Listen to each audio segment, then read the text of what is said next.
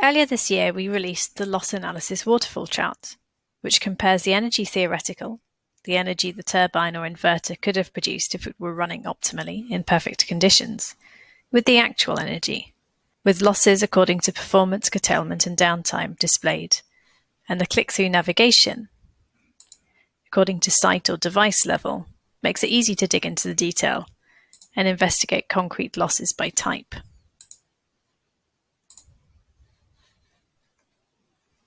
However, many of our customers are held accountable to an energy budget set by owners or investors, meaning that this human set value is often considered more important than the machine's theoretical potential, which is displayed in the loss analysis waterfall.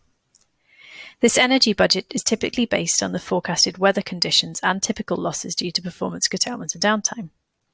So we are now happy to present the budget deviation waterfall chart, which is being released for solar portfolios on Greenbyte. This widget compares the default energy budget, which is set by owners or investors, with the energy actual. Since the energy budget also includes assumptions as to budgeted or forecasted weather, performance, curtailment and downtime, any unbudgeted energy losses are visualized here as deviations, since they show a positive or negative deviation from what was predicted for each category. So what does this mean in practice? Your energy budget assumes a certain amount of irradiation per month. And of course, the energy received from the sun is typically more intense in some months than others, and so the budget changes according to the month of the year. But some months may be unusually cloudy, and so the amount of energy you receive may be significantly less than you expected. It would be useful to have a weather adjustment which compares the forecast irradiation with the actual irradiation compared to the overall energy budget, so you can see whether you are ever likely to make your budget given the actual weather experienced. On this portfolio, you can see that the opposite was actually the case. There was more irradiation than budgeted. It was more sunny. Performance ratio, according to IEC 61724-1, includes the losses to performance, downtime and curtailment, and many customers have a budget for this category.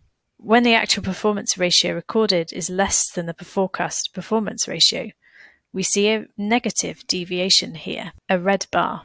If you consistently have a significant deviation from your budget, you may conclude that your budget is inaccurate and should be altered. Finally, we see a residual bar. Residual is whatever is left once the deviations between budget and actual have been taken into account, and it should include anything which cannot be categorized according to the irradiation, performance, curtailment or downtime.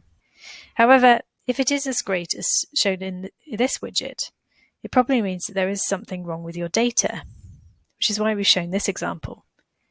For this widget to work, it is critical that you have entered values into the metadata fields for the default energy budget, the irradiation forecast, and the performance ratio forecast, and that you record actual values for each of these categories. However, a small residual can still be expected, since it may record issues not covered by the deviations above, such as comms losses. Like the loss analysis waterfall, you can drill down into the detail by site, device, and by loss or deviation type.